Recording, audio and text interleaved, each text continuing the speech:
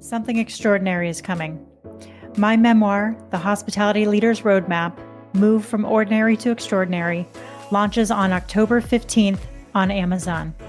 This book shares my journey from a 15-year-old line cook to seasoned leader in the hospitality industry, packed with insights on leadership, resilience, and transformation.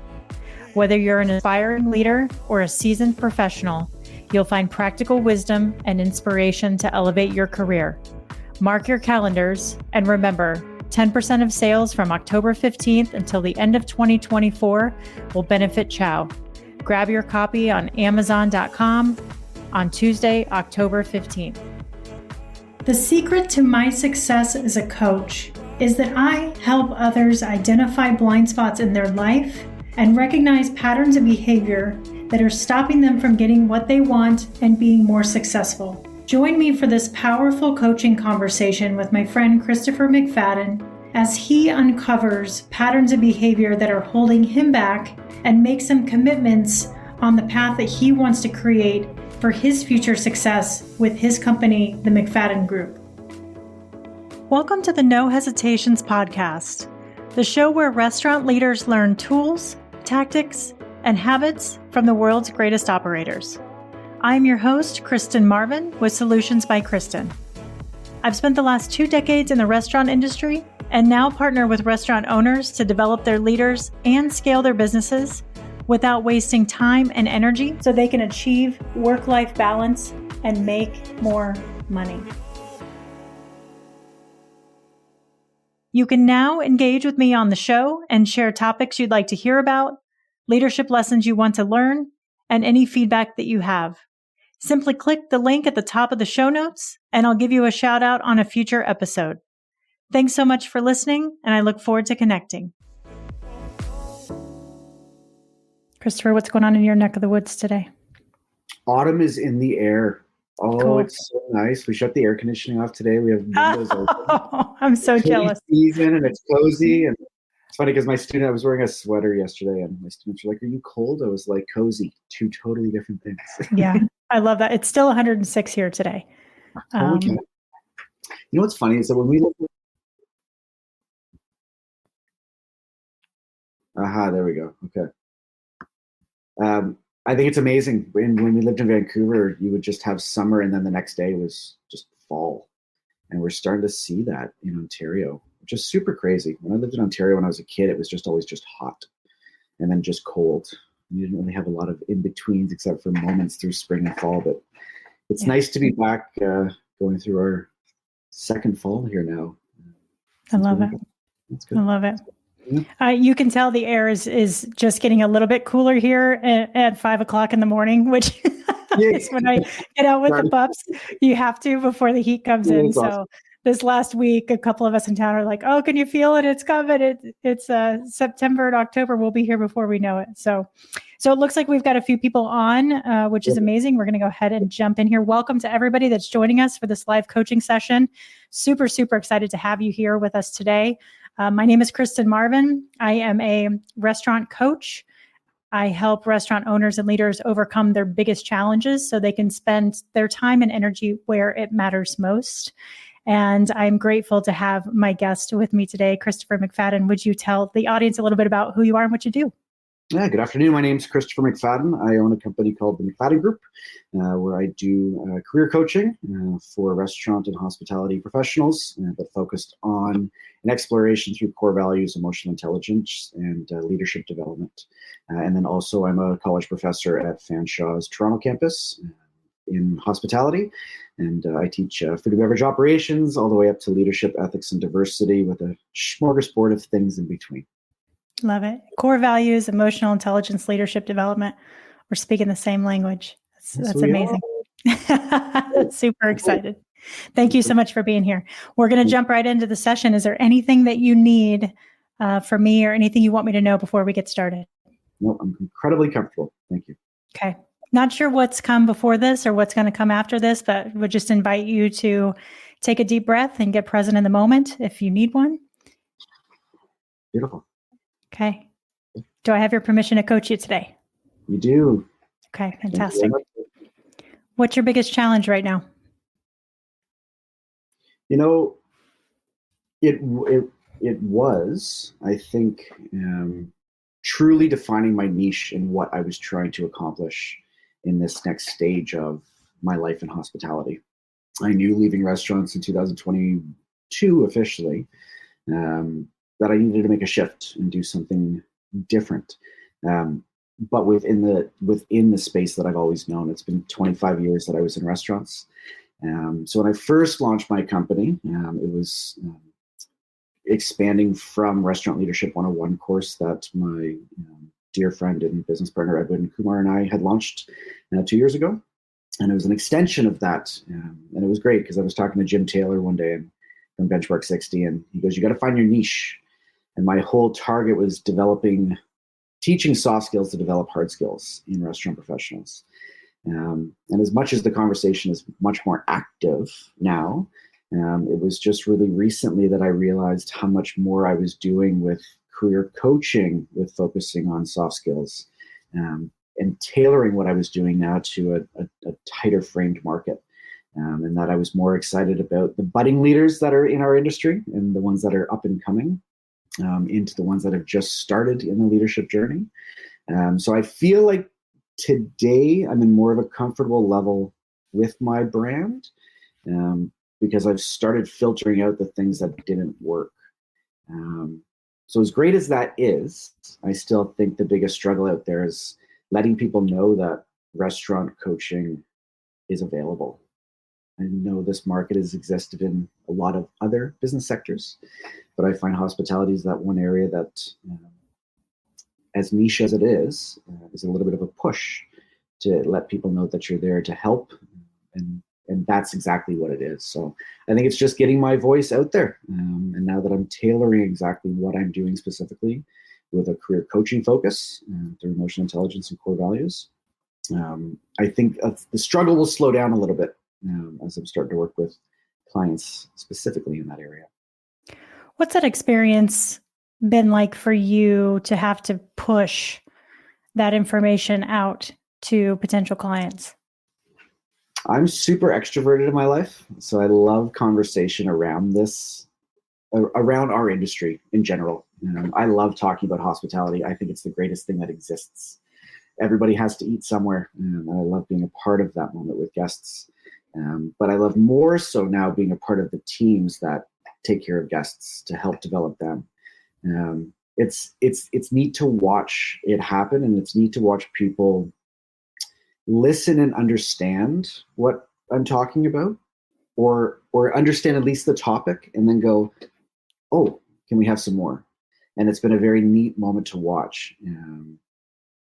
Very neat moment to watch. It's the conversation of this and letting people know that a big thing, that mental health's an okay conversation to have. You and I have talked about that quite significantly, and we're talking about it in restaurants now, and we're trying to find the better light of everybody as individuals, to find them as a better light as a team itself. And so I think the conversation's been good so far, with people going, "Huh, that's new. That sounds exciting. That sounds interesting." I love when you were talking about your love for hospitality, your words sped up and your energy immediately shifted. You can tell that you really love this topic to your core. Love it. Absolutely love it. I think it's just such a great business. I made a joke when I was just getting into restaurants when I was 18, which is 26 years ago now. But I made a joke where I was like, we'll never need robots in this industry. It's a human-based business. And funny enough, a few months ago, Eastside Mario's, I had a robot drop off my food to me, and I was like, I could have had that. But I think we're doing, I'll use some of my students as a highlight. I've got postgraduate students that are doing their graduate studies now with Fanshawe.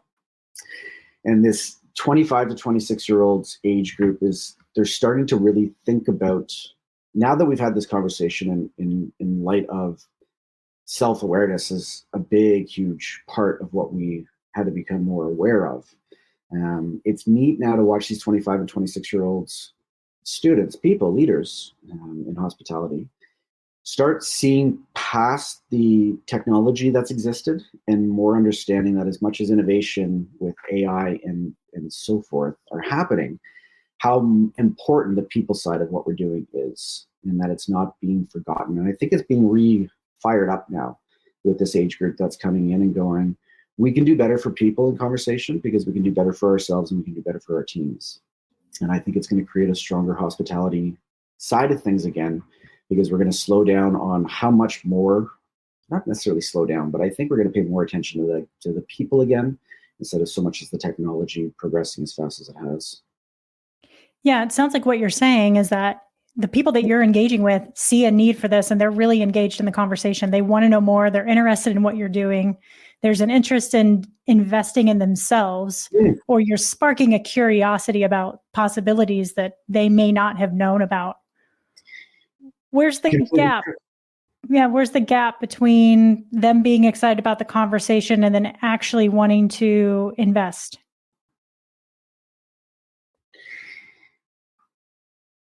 I think the gap's slowly filling, and it's because of this next age group that's coming into the business very strongly. I think there was a gap between, you know what, it was funny because Edwin and I had this conversation with Restaurant Leadership 101 was, this divide between the old guard and the new guards coming in and these two different ways of thinking. And it was about putting them on the same page by letting them know that the conversation of themselves was a good conversation to have, and that we could pull more out. And instead of just, and this is what I'm doing in the career coaching, is that instead of separating people just because I've got 20 resumes in front of me, who am I going after? I think the spark recently has happened when I said to my students, I'm like, where's your cover letter?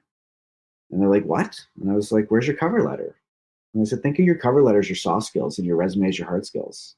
And I said, the first paragraph in the chapter of a book is the most important part to make you want to flip the page. So I said this being a sommelier, I said that when I was building wine programs, people were like, oh, the By the Glass program is probably super easy to do. I'm like, that's the hardest thing to do. The rest of the 37-page book's an easy thing to put together if you know what you're going after for your frame of mind. So I want people to flip the page, right? But don't just give me one page to let me find out more about you, right? Tell me a story. Tell me about you, right? Make me interested. And at least if I flip the page and I see your resume's blah, right? Doesn't have enough to it. I go back to the first page and go, well, they just seem like the right person to meet. We can train them to do the job. Let's just help get them in the door to start the conversation with them. And I think there's more evidence in this conversation happening now about sell yourself, right? The position's an easy thing to fill, but I think restaurant professionals are getting better by choosing the person and not just the position itself. It's interesting what you said about the old guard versus the new guard and them both being on the same page, and this wine list concept of the by the glass and the by the bottle. How can you use that metaphor of a wine list to compare kind of what's going on in the industry right now? I live just outside Toronto. I'm in Burlington, Ontario, and it's a very suburban city. Servers that work here ended up in hospitality just because it was convenient for money. And the shift between just the suburban community and the big city community, big difference that I'm seeing is, at least in the suburban community, people are holding on to their jobs. There's a reflective point that I think is happening in the industry where it's like, we still have really good people in this business, and we have some really good new people coming into the business and into the industry. I think there's an excitement to it that's existing. I think hospitality deserves the best. And I think we're getting back out of COVID. We still keep saying it, it's 4 years now, right? That, we're still getting back out of it, right? But there's less restaurants that have sections not filled, having sections closed. There's more conversation about opportunities that are out there, as much as the struggle still exists within hospitality to being full, if you will. I think we're in a better position in the next 2 years to start seeing some strength happen in this business, because we're starting to bring some new minds into the way the industry needs to shift and think. When I was at a restaurant as a GM, I remember one night where I had two 17-year-old server assistants that just left the floor. And I was like, where are you going? And they're like, oh, we're just going to go have a bite to eat. And I was like, there's 150 people in a restaurant right now. Oh my goodness. I was like, okay, let's figure it out. This new way of this shifted I think, a misunderstanding of the grind that we put into this industry. And I think it's quite neat to have this newer, younger generation come in to say, hey, hold on, wait a minute. There's got to be a little bit more reality to what we're doing. And I think we're going to create better guest experience by the fact that we're creating better teammates on our crews that make a way different way of, instead of, hey, great, thanks for the 14-hour day, here's a beer, but more of the closing of a shift with, how'd you feel today? How did you feel your work was, right? I mean, our perspective's changing. That's allowing us to have a new entity to what hospitality really looks like. Hi, everybody. We're taking a quick break to offer you an exciting opportunity. If you're a restaurant owner or manager looking to enhance your leadership skills, I invite you to join my 12-day leadership challenge. In just 12 days, you'll receive a guided packet with actionable strategies to transform your leadership in less than 5 minutes a day. Join the challenge and the community and grab your copy at kristenmarvin.com/12 days. Now let's get back to the show.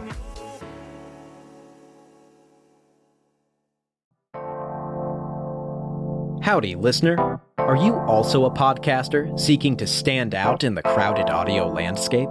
I'm here to help.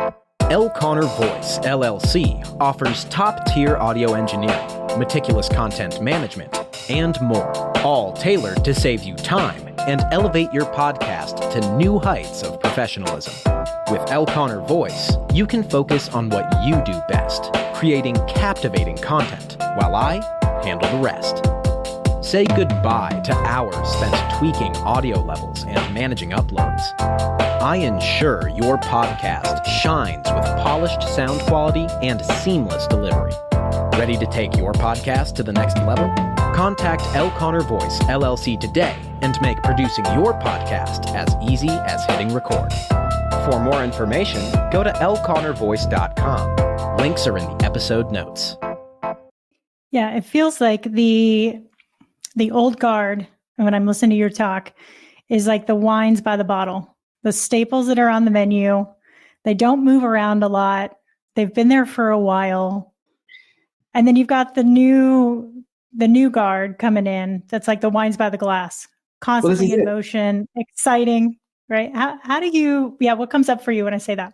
Well, it reminds me of Corrigan. When Corrigan came out, I was one of the first restaurants to officially launch a program.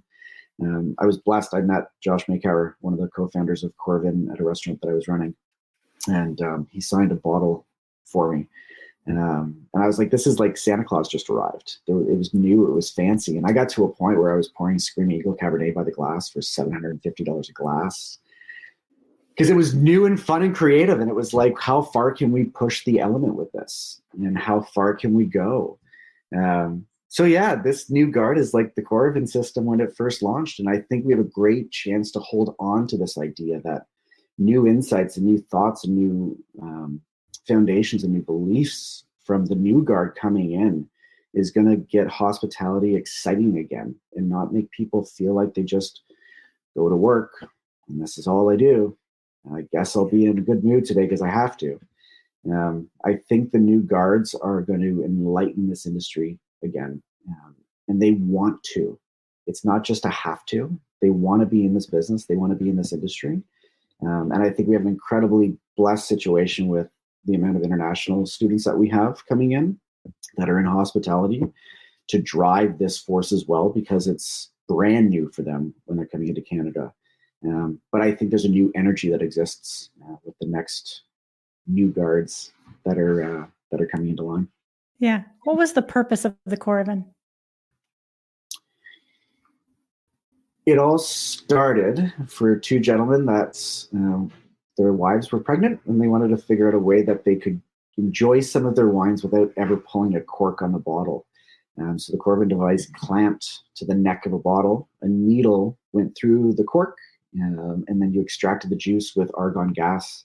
And the argon gas actually replaced the oxygen that was now in that bottle. So it protected the wine, but it was completely inert to wine having any flaw in it. And natural cork goes back to seal itself.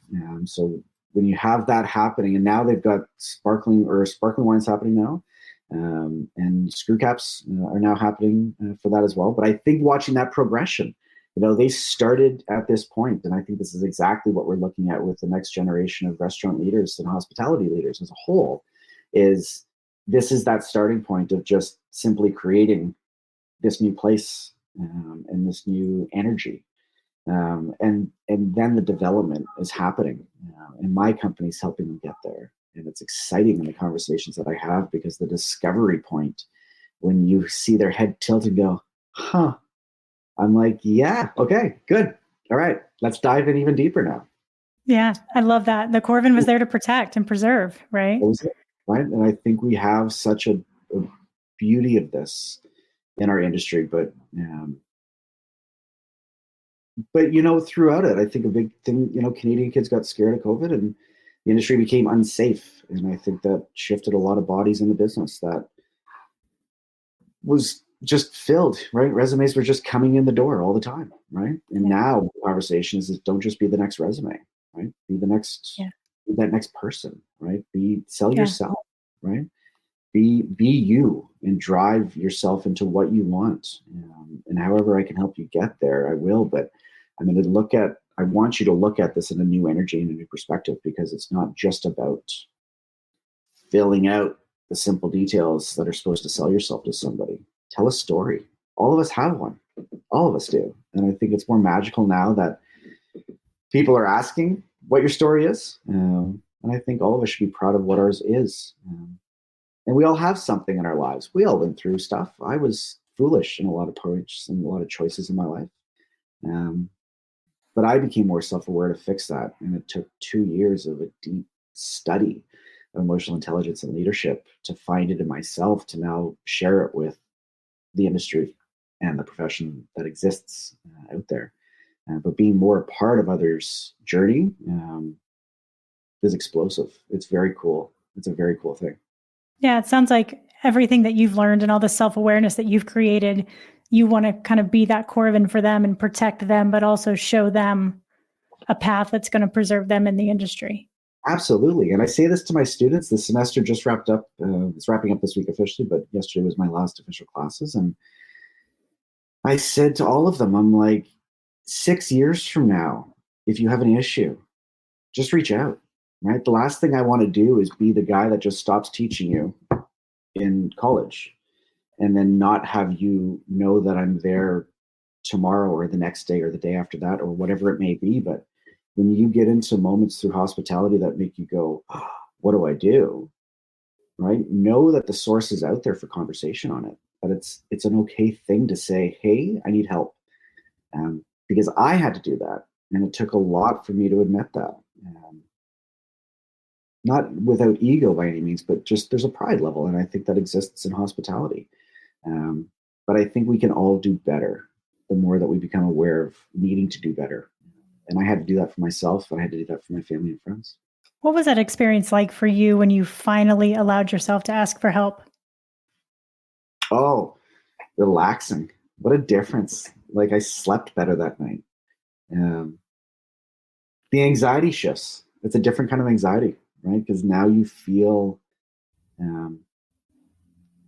there's just a sense of goodness that comes over you. And when you realize that you got to dive deep into pulling more out of yourself to put the puzzle back together, if you will. Because there was a lot of separated pieces, and it caused for depression and it caused for a spike in anxiety. But the more you unpack, I've always been one that just pushes things down and goes, you know what, whatever, I'll get to that. And 3 years ago, everything came out at once. And I was like, oh, what am I going to do with this? I unpacked everything at once because I had to. It happened completely organically based upon my wife going through adoption. But when it did, and it was funny because it came out as I was doing something not related to the industry. It came out when it was fully propagated by what was happening in my life, that I had to unpack all of this stuff. And unpacking all of that allowed me to unpack things professionally, that I could put the two together and realize that both situations were completely personal, right? One was much more behaviorally built, which was my profession. and all of the innateness that existed in me that I had to unpack, everything that was already in me, that was mine. The work to admit it took a moment, because I always just thought I could be a rock and be okay. And I wasn't. It caused issues in my partnerships, and relationships. My wife is the greatest human being I know. We've been together 19 years this year, and she's she's pushed through my behavior with alcohol, and pushed through standing beside me, through everything. And when I started understanding that I had to unpack it, I did it all at once, and then I just laid it on the table. I had Post-it notes up where I was like, okay, great, I can take that one down, I can take this one down, and it was magical, absolutely magical. But I think it takes a lot to find it. Yeah, it sounds like you shifted your focus a little bit, and then it created space for this. The image that comes to mind for me is this suitcase to explode and the clothes start to kind of fly everywhere. And I'm super blessed for Edwin Kumar.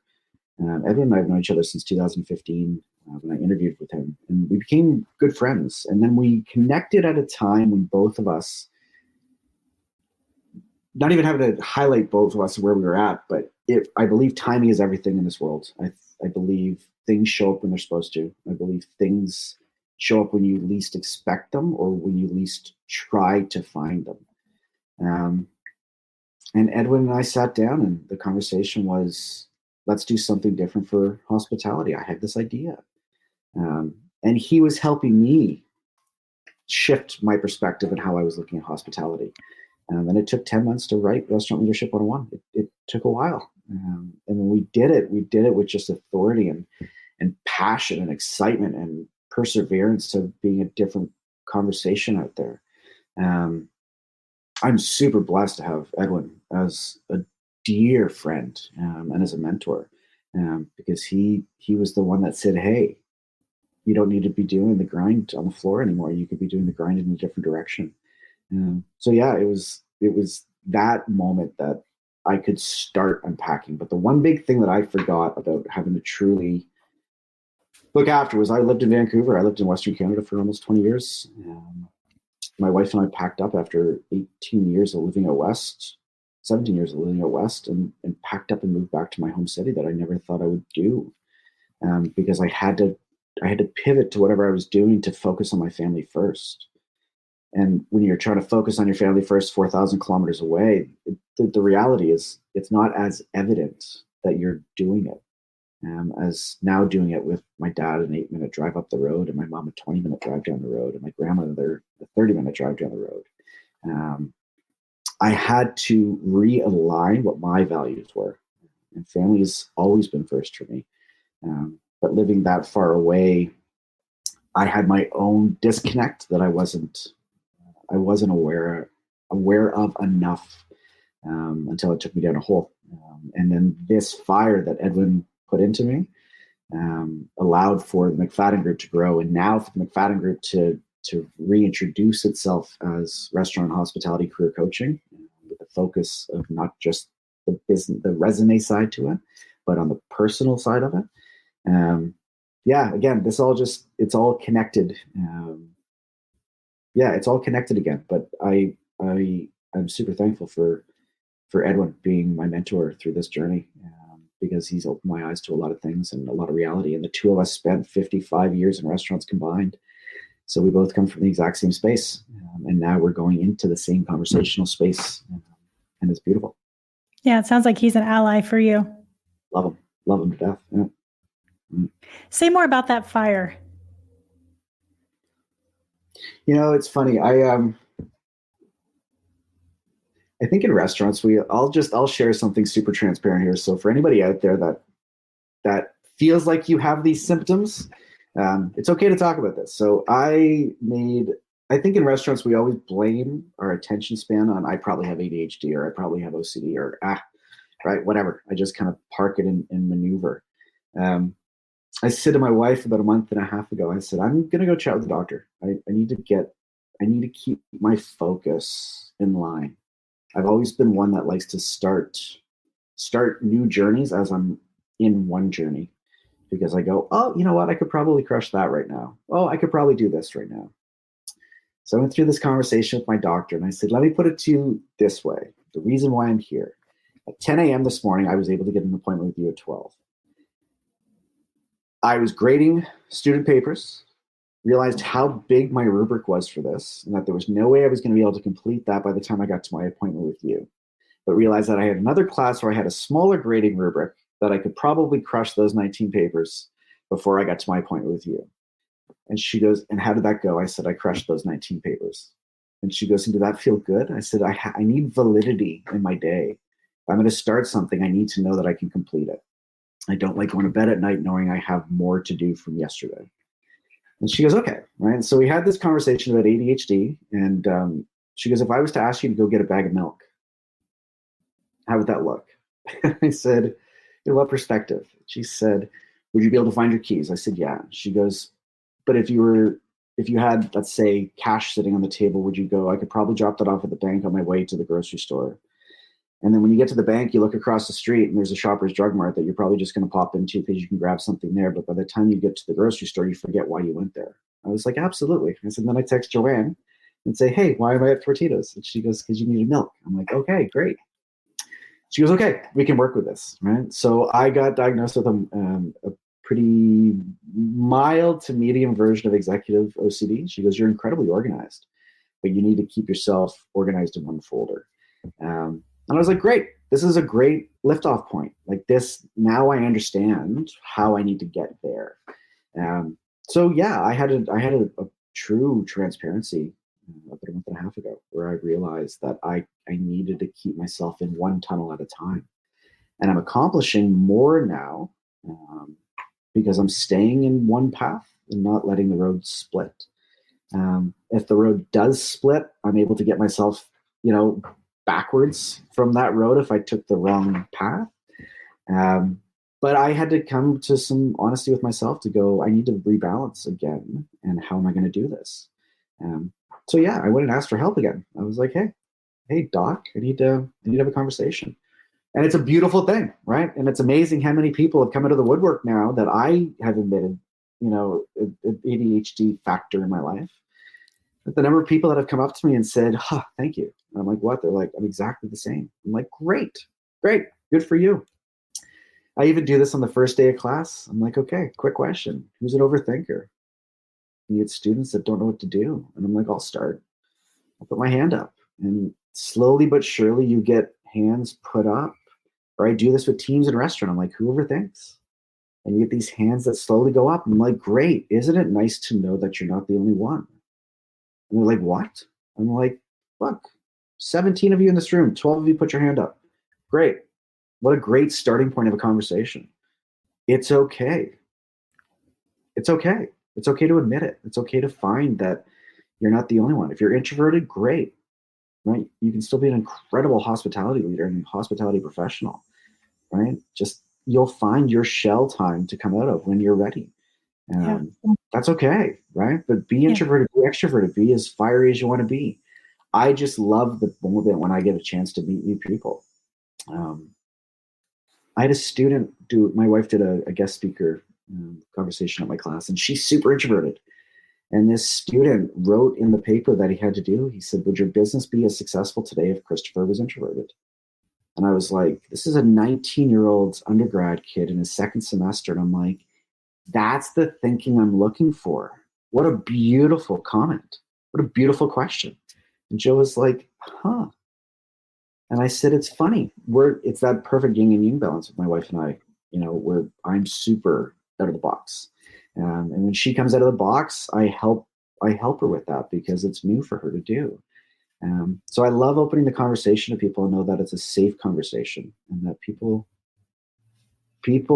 will find more in themselves when they start unpacking more of themselves. And if it's a simple conversation of handling how you overthink, great. That's an amazing place to start because things just start coming out of you, and it makes it much easier to look after. Yeah, thank you for sharing that. Yeah, see a pattern already in this conversation of you asking for help and then immediately getting some relaxation and some focus.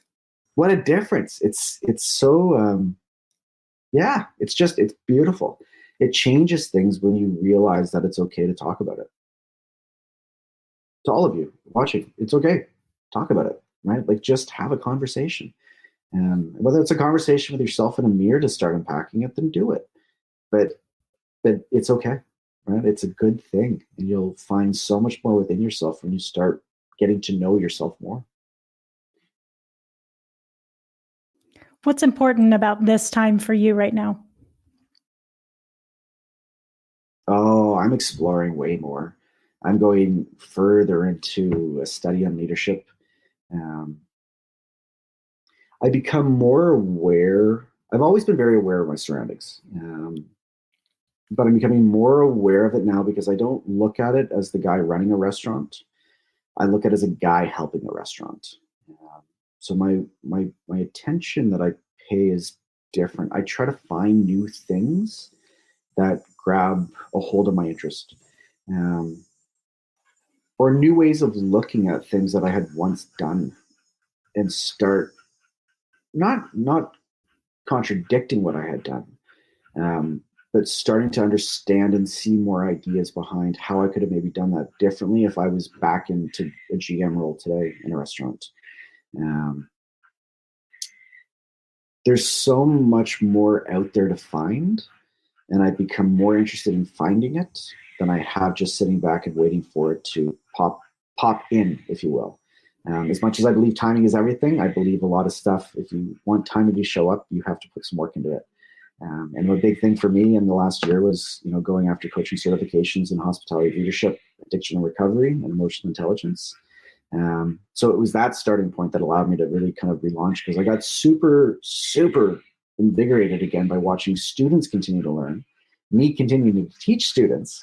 And it was a moment in there where I went, I need to go back and learn more as well. And I dove into it. And now it's a self-exploration. And I'm very lucky when I've got very heavy self-reflection assignments that I introduce my students to, or storytelling assignments, that reading other people's stories as well is exciting. It's so neat to grow from real moments in people's lives versus going to find a story of somebody that I don't know of.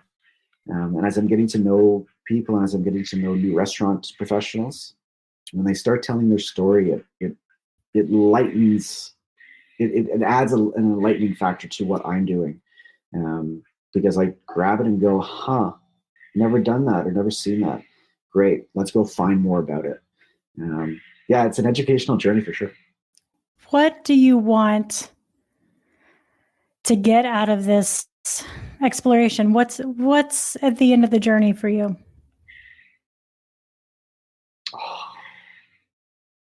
I want to study psychology. I'm super into the human being right now. I made a comment to my wife a few weeks ago. I said, I want to go do my degree. And she was like, what? I was like, I want to go study psychology. And she was like, wow. And I said, and even if I decide not to go to university, right, but I know what is next for me. And it's more understanding of our innate and behavioral traits that create us to be who we are. I think that I would do a deep thesis study on something like that. Because I absolutely introduced the idea that leadership is born within all of us. It's there. It just takes a lot longer for some of us to realize it's there, a lot longer for some of us to decide whether or not we want to grab and go with it. But I think we're in a very good position today. And you know what? It always happened. I think, there's lead servers, there's lead hostesses, there's lead bartenders without being in management roles.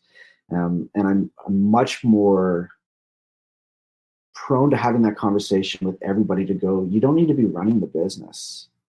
Like, if you don't want to go and be the GM, don't. Lead for what you do as an individual, right? Have that inspiration around the people that are working with you. So I think more of this, I want to pull more out of people to see more of themselves, and then to be able to help control the behavioral factors that are either going to really shrink that for them, or help extend how they're going to grow in leadership. What do you want to help them do? I want to see restaurants run with just heart and soul. I want to see way more advocacy for taking care of the people that work for you than just taking care of the customer. I want the message to be very clear that you can't have customers unless you have staff. So yeah, let's start there. And I did this through COVID at Piva.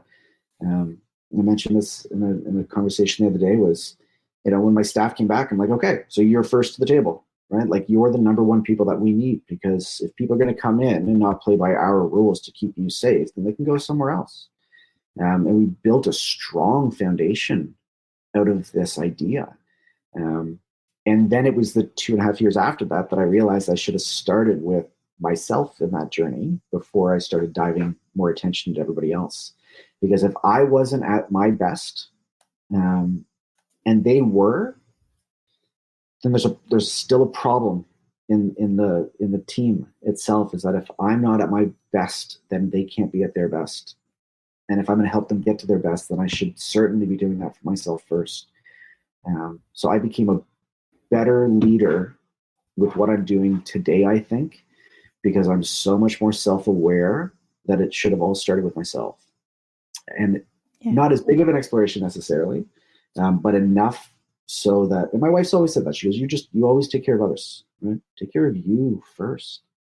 And it was that powerful reminder. So for me, I really want to see happy faces everywhere I go when I walk into restaurants. I want to know that somebody wants to be there and doesn't have to be there. And I want to be a part of that. I want to be a part of people exploring that and realize how incredible hospitality is, and that it is so proactively the reason why we're human beings, right? We're in the people business. We just happen to serve food and beverage. And I think we need to pay more attention to that component, that the food and beverage is part of the people part of what we do. And I want to be an advocate of conversation for that. Yeah, it sounds like they say sometimes that we're the best at teaching what we still need to learn. And it sounds like you created a really strong foundation for them during the pandemic. And then you realized that you needed to build that foundation for yourself. So there's a little bit more balance now, but you are wanting to continue your own journey while going on the journey with them too, so that you're both continuing to elevate. Very much so, right? Come on the path, just hop in, right? Mm-hmm. Hop on the bus. Right, we used to always say this in restaurants, right? Everybody's got to be on the same bus going the same way. Get rid of the people that aren't on that bus, right? More honesty and transparency in what needs to go and what needs to come in. And I think we're in an incredible position in today's conversations by all of us that are setting this leadership conversation tone, is that our companies and our conversations with what we're doing and what we're doing here, is way more prevalently in the conversation, because we're talking about it now. Before, we just went to work. And as much as it's a great business, and I loved going to work, pardon me, I loved going to work. But all of that stuff where you're like, I don't bring outside problems with me. Of course you do. You're a human being, right? It's just, it shifts who you are. Right? I've always been one that you can tell exactly how I feel based upon what my facial expressions are.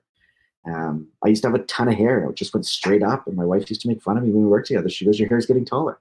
I was like, what? She goes, are you stressed? And I'm like, what? She goes, you can tell. You can just tell. So I think there's more of an awareness of the reality of what we're doing in restaurants, but I think we're starting to see happier people in them, because they're aware of people like ourselves that are trying to strengthen them as individuals.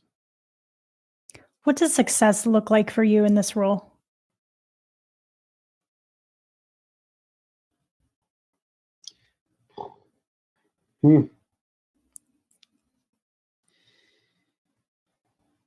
I in this awareness journey, and as I've said, I need to see validity in my day and know that there needs to be accomplishments. I've started becoming more pros and cons, not pros and cons necessarily, and I don't want to use cons as a bad word here. more of the what do I miss, what do I not miss aspect of things, instead of it being a pro and a con, going, okay, well, this made sense, but I missed this, right? Is that, or this was a negative in my life. I think for me, I'm paying more attention to the positivity in my journey and being able to start moving away the negativity that I've had in it. Because when I'm more grateful and thankful for what's in front of me, than questioning what was behind me. That's a big thing. We always worry about what people think of us, I think. Whether we admit it or not, I think it's just a human being capacity that we just all hope that we're doing well. I love being liked. Now it doesn't bother me if I'm not anymore. So success for me is being able to have my positives in my day always outweigh my negatives. It's interesting because you said pros and cons, and you said wins and misses. Yeah. Which sounds like both of those are polar extremes, right? Yeah. And I wonder what's in the middle for you. Yeah. I always want my pluses in my days to outweigh my negatives. But I'm much more aware of when a negative shows up, that I park it as something that I can either work on in the moment or start to think it out of the moment and then set myself up a goal for being able to turn that negative into a positive. I did an analysis for a class where they had already known what a SWOT analysis was.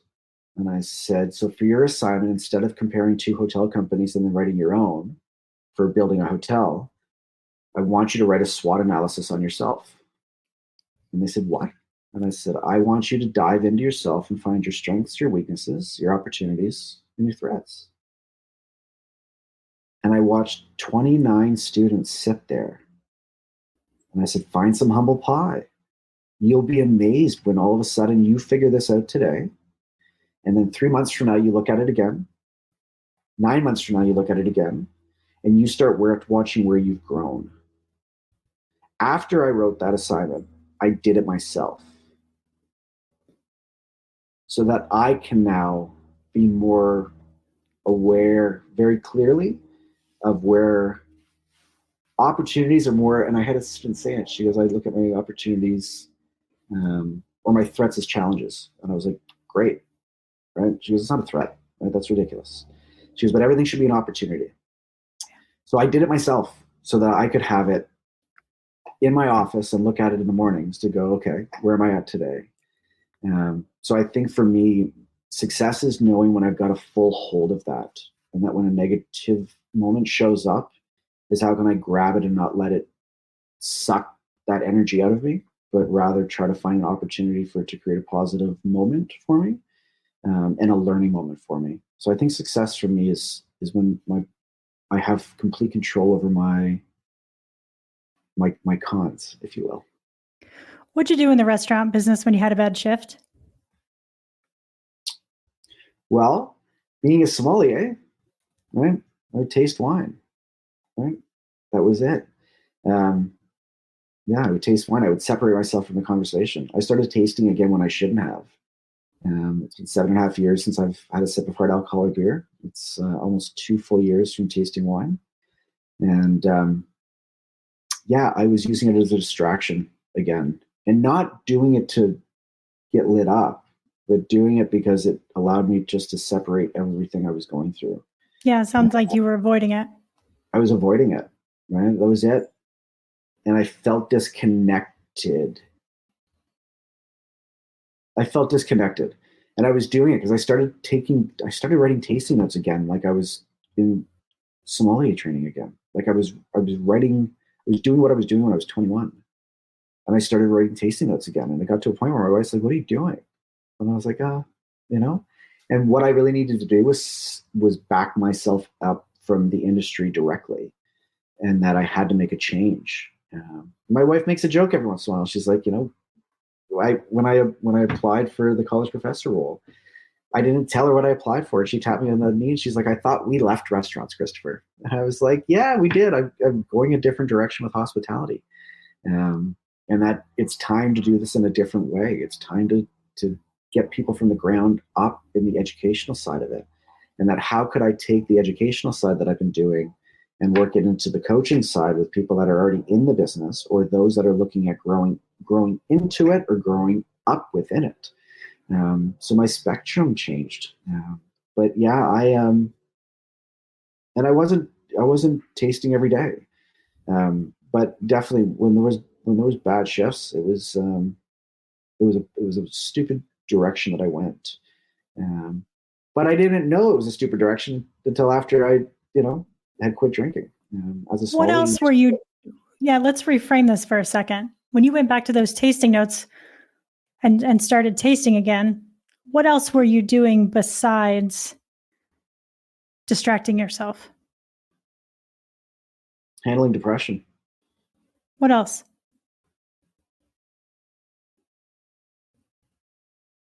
Maybe I was just looking for that youth in me, if you will. Right, when it was okay, and it wasn't. It didn't become a problem for me. Maybe, and you know what? Maybe it was a challenge of myself. Going, could I do that again? Could I do that? Am I safe to do that? And I think it was that challenge. Yeah, that's exactly. I thought I was okay, and I wasn't. I wasn't. The reality is that I was an alcoholic, and I didn't admit that because I was a sommelier. Wine's a part of your day. There's aspect to this though that's interesting where you, and I can tell like you keep going back to the negative, to the negative, to negative, right? When you go back to the tasting notes and you go back to tasting again, there's an element of re-education there. You're taking yourself, and maybe I'm off base here, so tell me that, but it sounds, and me studying wine and my husband studying wine, I know exactly what that's like. Right. And it's taking me back to those moments where that education was so exciting and that learning was so challenging and it was so robust and it was fulfilling. That's where your passion lied. It was comfortable for you. It's the educational side to it. That's a good point. Not even a good point. That's a relevant conversation. I got more excited again when I was doing blind tastings for my staff or for friends. Where I shifted how I was doing it. I used to play this game called What Is It Not? And I put down 3 glasses in front of a friend of mine doing his sommelier training. Rhett, if you're listening, you know exactly who I'm talking to here. And I put down 3 glasses of wine for him. And I was like, okay, I just got a whole new allotment of stuff in. And that was my educational thing, was bringing in new things that were creative and funky and out of the box and just exciting. And I would put 3 glasses in front of him and he would start smelling and start looking at the wine. And he's like, well, I think it's, and I'm like, what is it not? Start your tasting notes in a different way. I do this with students. I'm like, when you look at multiple choice, eliminate what the answer is not. Stop looking for the right answer. Start thinking out how you're going to get to the right answer. And I would do this. And I think I was growing my own education by this. And by now being able to look at how I was teaching in a different light.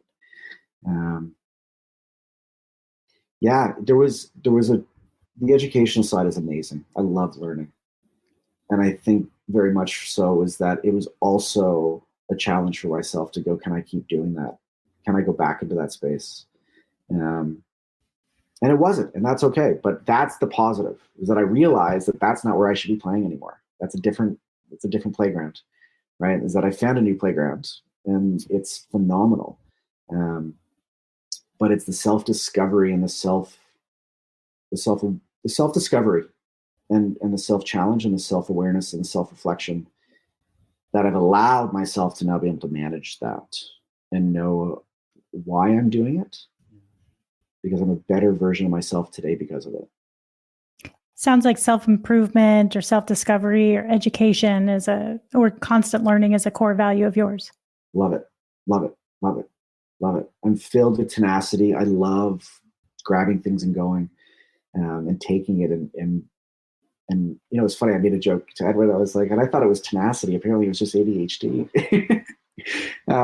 But I take something, I go with it, right? My courage that exists in myself to make changes is strong. And my adaptability, courage, and tenacity, I would put as my 3 top core values, because I've proven to myself that change is good, and that being okay with doing things that are going to shift is allowed. And whether people agree with it or not, that doesn't matter. But I agreed with what I was doing.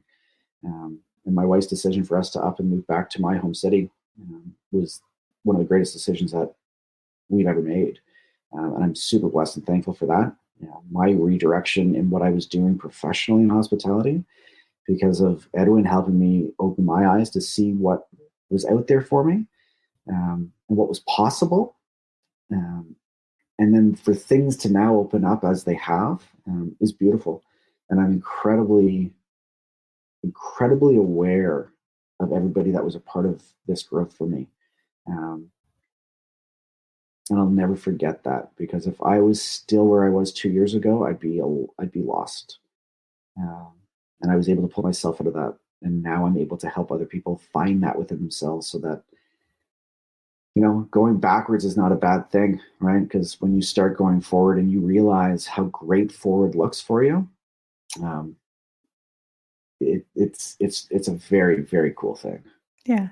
It's the joy that you're emulating right now, and the energy I can feel from you, just being totally present in this moment and being present with your core values is awesome. Thank you. Awesome. Love it. I think it's everything is within us. We just got to pull out the things that highlight us the best. And when we find that, right, the stuff that maybe isn't a highlight, that doesn't matter, right? You put, when I was doing this with a client, I said, when we got down to not important, important, and very important in 60 values that were separated into 4 categories, and we're starting to shrink those down, I said, okay, great. So what we've discovered is the things that are not important to you, park them, put those to the side, right? Those aren't your core values. You don't need those. You don't need to pay attention to them. Now take your important and your very important separately and drop them down into 5 of each. I was like, you got 38 things over here and 22 things over here. So drop those down to the top 5. And then we put those together and forgot what the separating factors of these core values were. Didn't matter where they lived in the work environment, right? Now take those 10 and drop them into 5. And when we did that, she was like, wow. And I said, what? She goes, these are my core values. I said, yeah, that's it. Like, we just discovered all of this with you in 3 hours.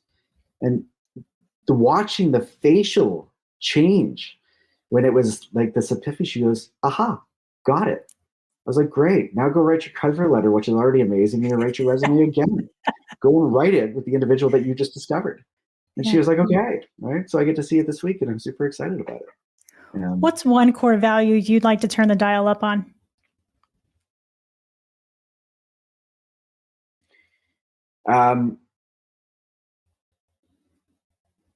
I think it's going to be adaptability. We're going through a lot in Canada. Our government has put a cap on international student visas for the next 2 years. They've split private and public school partnerships. So we don't have any new undergrads coming into our school this year, which I think is going to hurt hospitality drastically, when we're going to have a shrinkage of professionals to pull into our industry. So there's going to be, I'm going to tie the word pivot really into adaptability here.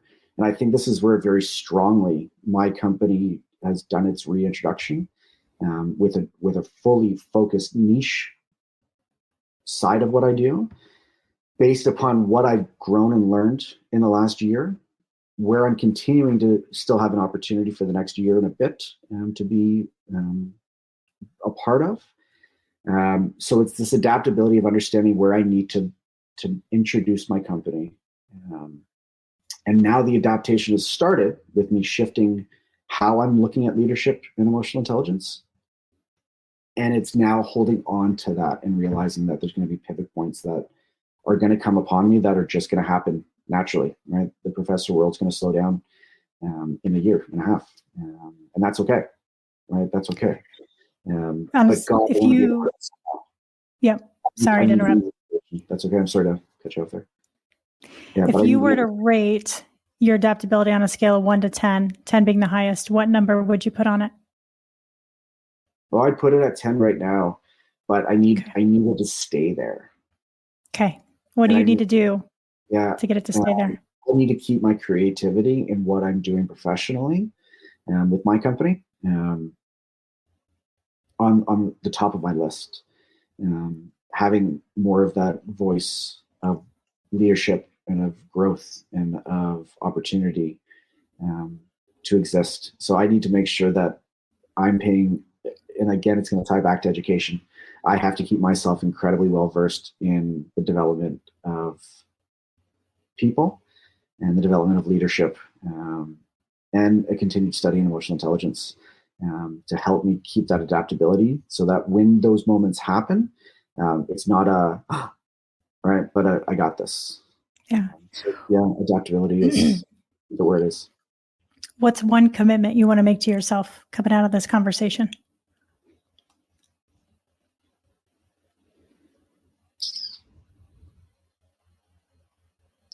To keep myself with my blinders on, to keep my tunnel going in one direction. I'm achieving smarter things. I'm working smarter, not harder. And I'm excited to finally say that. And I got to hold on to that. I'm doing better things by staying on one road and then getting to a stoplight when it's done and being able to change directions, go down the next road. And I think I'm a month and a half in now to starting that. And I think if I can keep my horse blinders on, if you will, tunnel visioned in what success can come out of things as a whole, if I do things individually, will create greater growth for myself. How are you going to know if you're veering off the path? Oh, my wife reminds me. You have an accountability partner then. Absolutely. Okay. You know what? I'm aware of it. I'm aware of it. Where all of a sudden I open a new tab and I'm like, you don't need to do that right now. It has nothing to do with what you're doing right now. But it takes work. I have to just have a moment with myself where I'm like, okay, right. I know exactly where I need to go with this, right? But I'm working hard on parking the thought and realize that I can do it later. Good for you. Yeah. That's amazing. Yeah. Christopher, you're incredible. Thank you for sharing this journey. Your thoughtfulness around, just how passionate you are and the level of education that you want to provide this industry is absolutely incredible, very inspiring. It's clear that you want to focus on the heart and the soul of the business because your heart and soul is in this. It is. And can't wait to follow your journey. Thank you so much for connecting with me today. Thank you very much for having me. What an amazing journey. This was, wow, that was powerful. Absolutely. Thank you, everybody, for joining us. If you're still on, I hope so. I know an hour's a long time, but we will be doing more of these. And if you want to connect, obviously, with Christopher and myself, we're on LinkedIn. Love to have a conversation with any of you. So we will see you very soon. Thank you so much. Thanks, everybody.